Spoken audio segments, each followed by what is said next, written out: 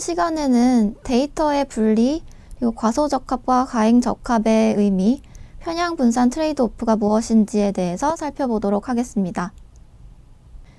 먼저 데이터 분리의 경우 우리가 저번 시간에 머신러닝에서 지도학습 프로세스를 보면서 간단하게 설명을 드렸었는데요.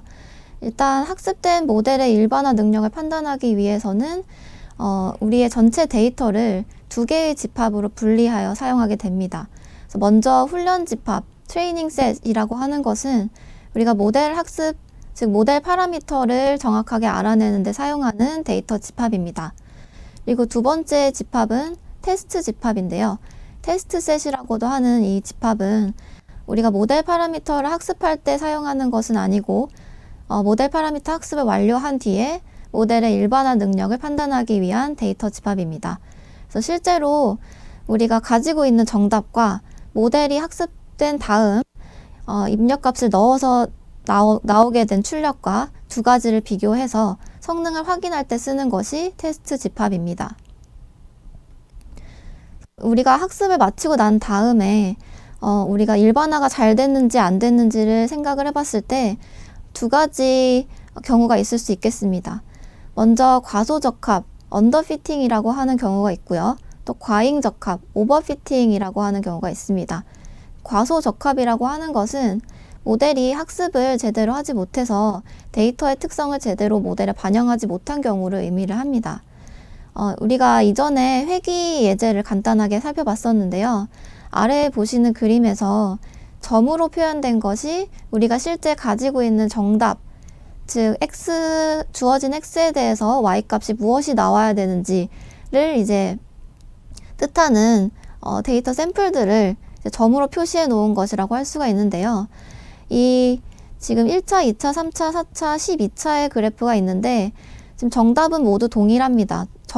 점의 위치는 모두 동일하게 있는 것을 확인할 수가 있죠.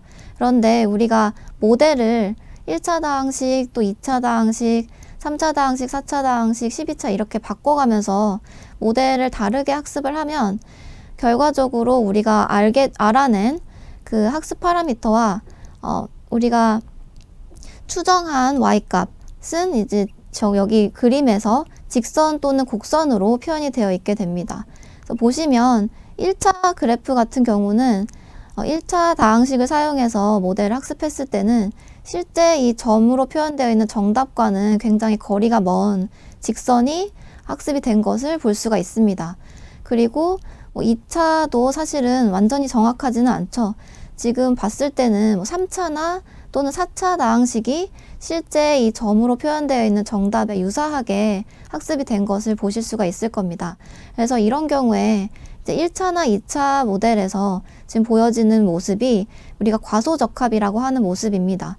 이런 경우는 이 실제 정답과 우리가 학습을 통해서 얻어낸 출력값의 차이가 굉장히 크기 때문에 이런 경우는 모델이 데이터의 특성을 제대로 학습하지 못했다라고 생각을 할 수가 있죠. 이것과는 반대로 이제 과잉적합, 오버피팅이라는 개념이 있는데요. 이것은 무엇을 의미를 하냐면 우리가 맨 오른쪽에 있는 12차의 그림처럼 모델이 데이터에 대해서 과하게 학습한 경우를 의미를 합니다. 그래서 지금 12차 그래프를 보시면 이 점들, 실제로 정답을 가리키는 이 샘플들에 굉장히 가깝게 피팅을 하기 위해서 이 곡선이 굉장히 복잡해진 것을 볼 수가 있어요. 근데 이렇게 복잡한 곡선을 학습하게 되면 우리가 데이터, 즉 훈련 집합에서는 굉장히 정확한 결과를 보이지만 여기서 만약에 새로운 데이터가 들어왔다고 한다면 새로운 데이터에 대한 정확도는 떨어지게 됩니다. 그렇기 때문에 이런 경우 우리가 일반화 능력을 잃었다, 일반화 능력이 좋지 않다라고 생각을 할 수가 있겠죠. 이런 경우를 우리가 과잉적합이다라고 이야기를 합니다.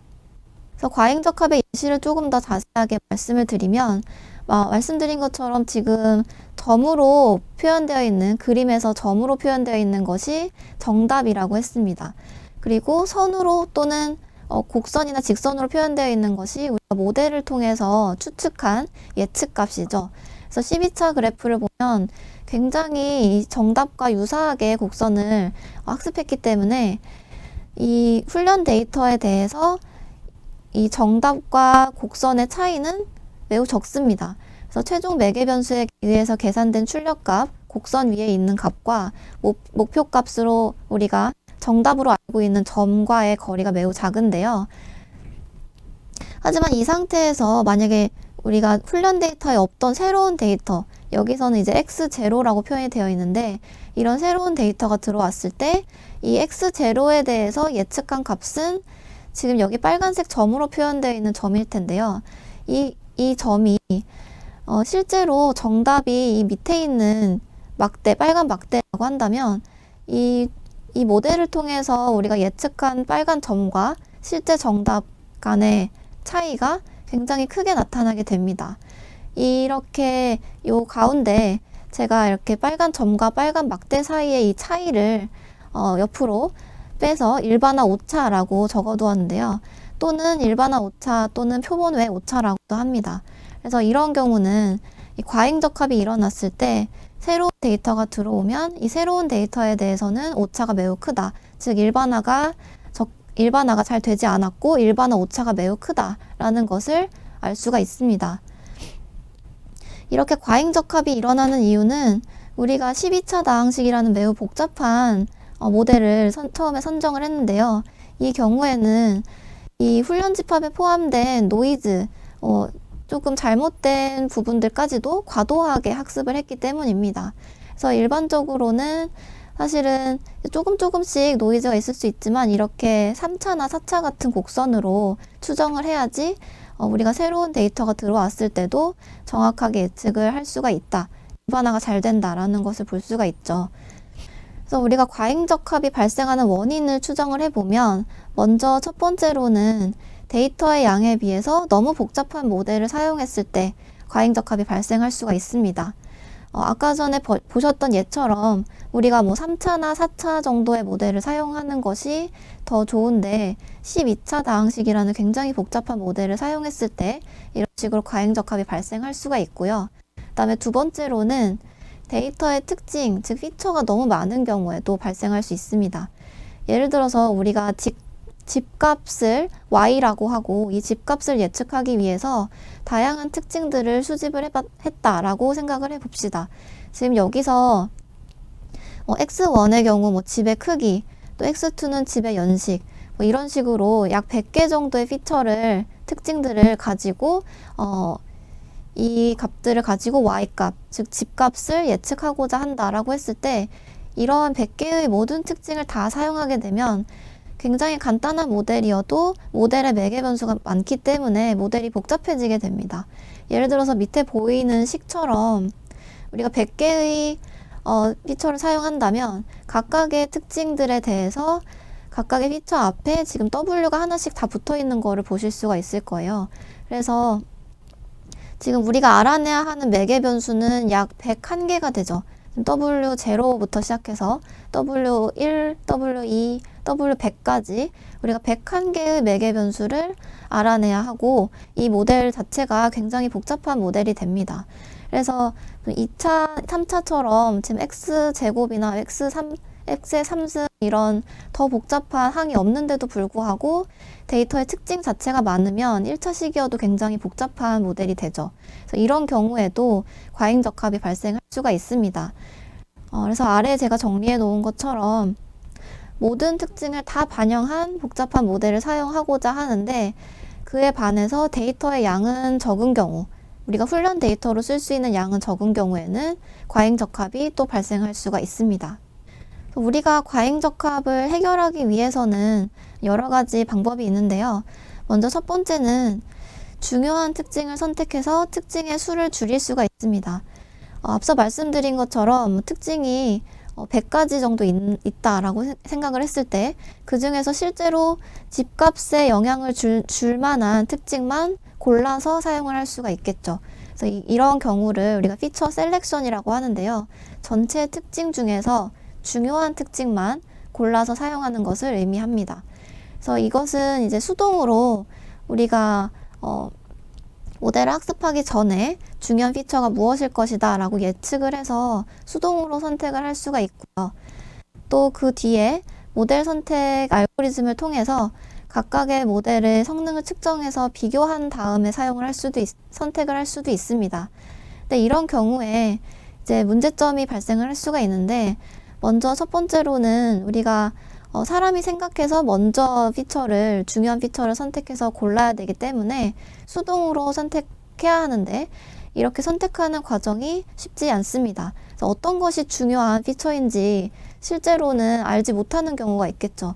그래서 학습하기 전에 미리 이제 데이터를 보고 판단을 해볼 수 있으면 좋은데, 특징의 개수가 너무 많으면 이 데이터를 뭐 그래프라든지 표 형태로 보고 먼저 판단을 하는 데이터 시각화를 하기가 굉장히 어렵습니다. 우리가 2차원, 3차원까지는 그래프를 그려서 데이터를 직접 눈으로 볼 수 있지만 4차원 이상의 데이터는 그래프로 표현하기가 굉장히 어렵죠. 그렇기 때문에 수동으로 이 피처를 선택하는 것이 쉽지 않다는 것이 첫 번째 문제점입니다.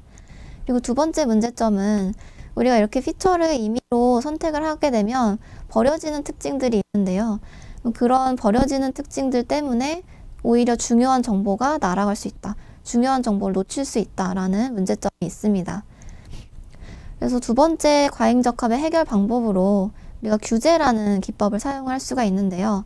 이 기법은 조금 더 복잡한 방법인데, 모든 특징을 그대로 모델에 반영을 하되 매개 변수의 값, 즉 이 앞에서 이 식에서 생각을 해보면 우리가 이 모델을 그대로 사용하고 100개의 특징도 다 사용을 하는데, 만약에 이 W100의 이 크기가 거의 0에 가깝다면 이 특징은 사용하지 않는 것이나 마찬가지의 결과가 나오겠죠. 그래서 그런 식으로 이 앞에 특징 앞에 같이 붙어있는 매개 변수의 값을 줄여서 어떤 특징이 중요한지 또 중요하지 않은지를 반영을 하도록 만드는 그런 기법이라고 할 수가 있겠습니다.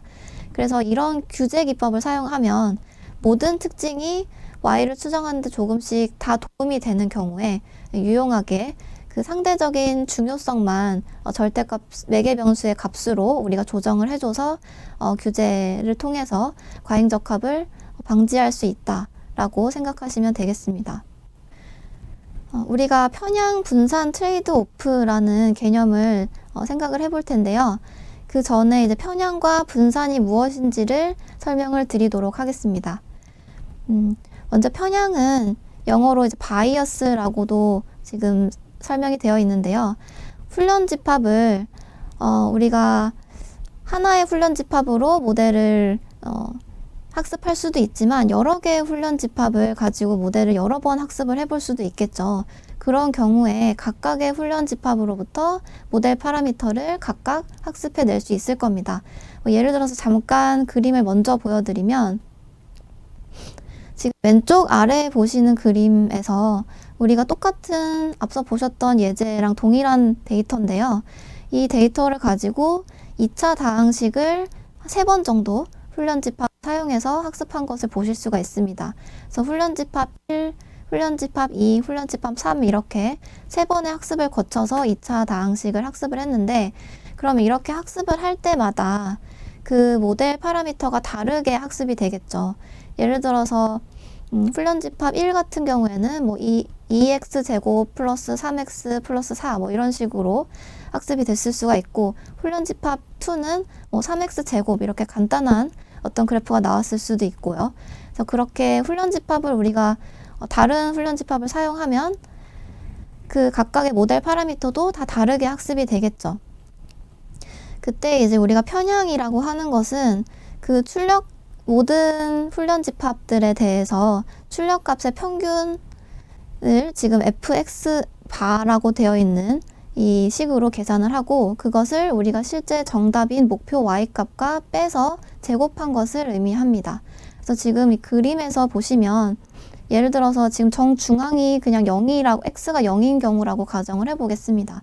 그때 이제 x가 0일 때 이 훈련 집합 1로부터 학습된 그래프에서는 뭐 y값이 뭐 1이 나오고, 훈련 집합 2에서 학습된 그래프에서는 y값이 0이 나오고, 훈련 집합 3에서 예측된 그래프에서는 y값이 0.5가 나왔다. 뭐 이런 식으로 1, 0, 0.5가 나왔다라고 생각을 해보면 그 세 개의 평균이 fx 바가 됩니다. 그럼 지금 여기서는 이제 0.5가 되겠죠. 근데 그 0.5라는 평균값과 y값은 우리가 이 x는 0일 때 실제로 정답으로 가지고 있는 이 중간에 있는 점의 값을 의미를 하죠. 이 정답 값이 y가 됩니다. 그래서 우리가 여러 개의 훈련 집합을 사용해서 추정한 값들의 평균과 실제 정답과의 차이의 제곱을 우리가 편향이라고 합니다. 그래서 이렇게 편향을 계산을 해보면 우리가 학습한 모델들이 평균적으로 얼마나 우리의 목표값인 y값과 오차가 큰지를 계산을 해볼 수가 있습니다. 그래서 지금 이 왼쪽에 그림을 보시면 사실은 2차식 같은 경우는 좀 오차가 크죠. 그래서 지금 정답으로 표현이 되어 있는 이 점들하고 이 곡선과의 차이가 꽤 큰데요. 그래서 이 편향은 크게 계산이 될 거라고 예측을 할 수가 있습니다. 반대로 이제 12차 다항식을 보면 이 12차 다항식은 모델이 복잡하게 학습이 되는 대신 이 정답값인 점에 굉장히 가깝게 학습이 이루어지기 때문에 이 정답인 점과 곡선과의 차이가 크지 않죠. 그렇기 때문에 이때는 편향이 매우 작게 계산이 될 것입니다. 그래서 우리가 예측한 값과 y값이 얼마나 차이가 나는지가 편향이다 라고 이야기를 할 수가 있겠고요. 다음에 두 번째로는 분산이라는 개념이 있습니다.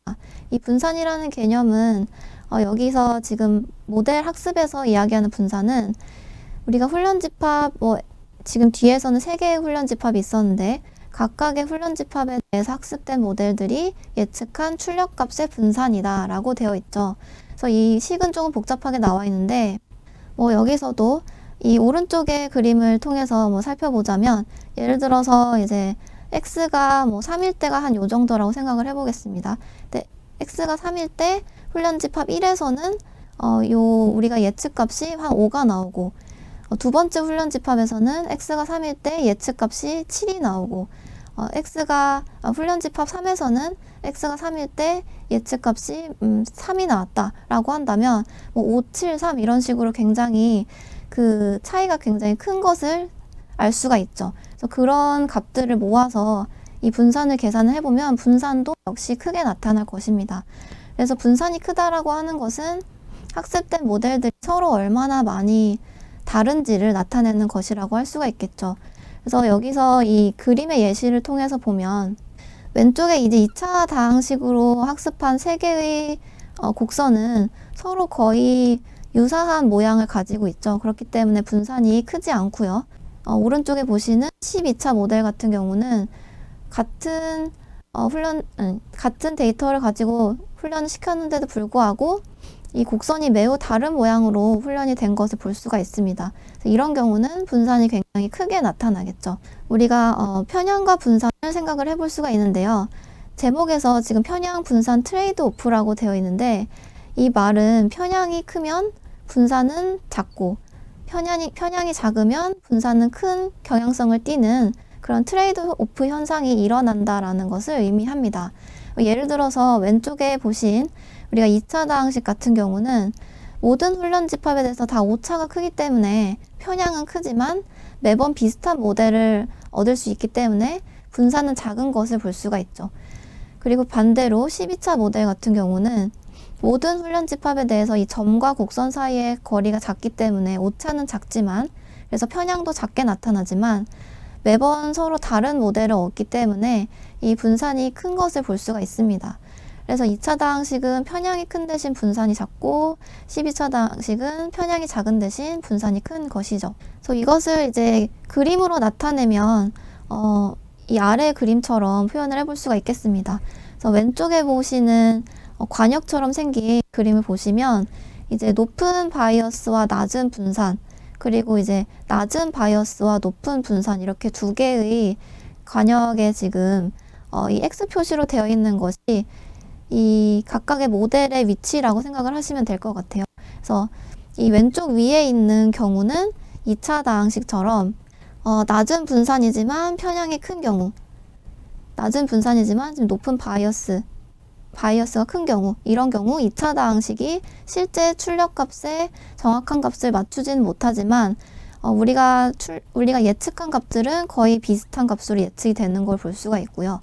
그리고 이제 낮은 바이어스와 높은 분산, 오른쪽 아래에 있는 그림은 저희가 앞에서 봤던 이 12차에 해당하는 경우라고 생각하시면 되겠습니다. 그래서 이 2차 다항식보다는 우리가 맞추고 싶은 이 관역, 이 예측값에 조금 더 가까운 값들을 예측하지만 이 각각의 모델들이 굉장히 서로 다른 위치에 존재하는 것을 볼 수가 있죠. 그래서 우리가 하고자 하는 것은 사실은 각 이 두 가지의 중간 정도면 좋겠죠. 그래서 바이어스, 즉 편향도 작고 분산도 작은 경우가 더 좋은 모델이 되겠죠. 그래서 이것이 이제 알맞은 지점을 찾기 위해서 우리가 어떤 식으로 모델을 선택을 해야 되는지를 지금 오른쪽에서 이제 그림으로 보여드리고 있는데요.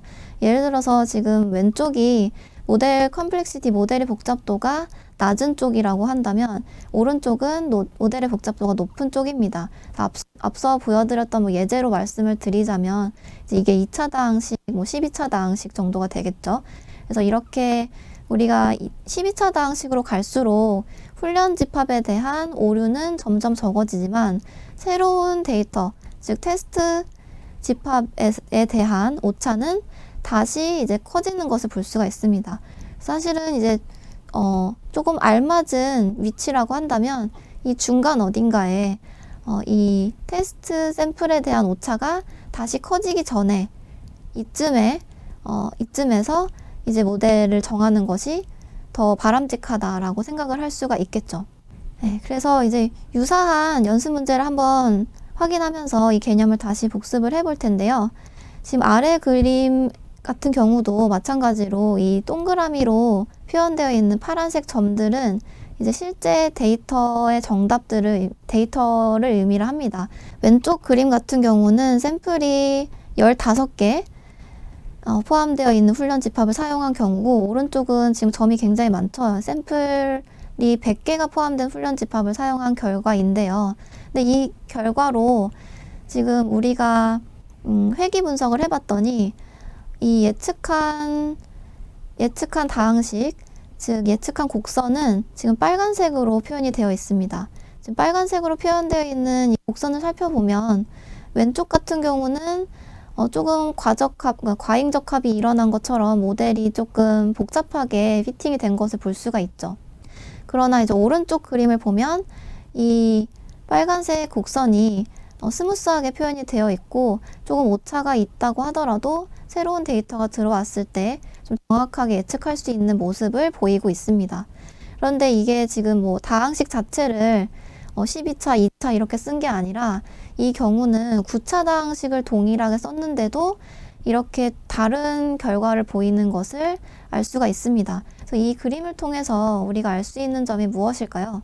말씀드린 것처럼 오른쪽의 그림이 조금 더 정확한 일반화가 더 잘 된 모델 학습이라고 할 수가 있겠죠. 그렇기 때문에 우리가 생각해 볼 수 있는 것은 모델의 복잡도가 동일하더라도 데이터의 수가 많으면 우리가 조금 더 모델을 정확하게 학습을 할 수가 있게 되고 과잉적합의 문제가 또 감소가 될 수가 있다라는 것입니다. 그래서 우리가 과잉적합을 해결하기 위해서 앞서 말씀드린 것처럼 피처 셀렉션 또는 규제를 통해서 해결할 수가 있지만 또 다른 방법으로는 이제 데이터가 상당히 많으면 이런 과잉적합 문제가 또 해결이 될 수가 있다라는 것이죠. 네, 이번 수업에 요약을 해보겠습니다. 먼저 모델이 데이터의 특성을 제대로 학습하지 못한 경우 우리가 과소적합이다 라고 한다고 했고요. 그리고 모델이 데이터에 대해서 너무 과하게 학습해서 새로운 데이터, 테스트 데이터에 대한 예측 능력, 즉 일반화 능력을 잃은 경우는 과잉적합이라 한다라고 했습니다. 그리고 이렇게 새로운 데이터에 대한 오차를 우리가 일반화 오차 또는 표본의 오차라고 이야기한다고 했고요. 과잉적합 상태에서는 일반화 오차나 표본 외 오차가 크게 나타나는 것을 확인할 수 있다라고 했습니다. 그리고 과잉적합 같은 경우는 데이터의 양은 적은데 너무 복잡한 모델을 사용하는 경우에 발생할 수가 있다라고 했고요. 그래서 이제 중요한 특징을 선택해서 특징의 수를 줄이는 피처 셀렉션을 사용을 하거나 또는 이제 규제 기법을 사용해서 그 특징 앞에 있는 파라미터를 조정함으로써 해결할 수가 있고, 또 마지막으로 데이터의 양을 늘려서 과잉접하 문제를 해결할 수도 있다라고 이야기를 했습니다. 그리고 마지막으로 제가 보여드렸던 것처럼 머신러닝 모델을 학습할 때는 편향과 분산이 트레이드 오프 관계를 이룬다는 것을 확인을 했습니다. 네, 이번 수업은 여기까지 하도록 하겠습니다. 감사합니다.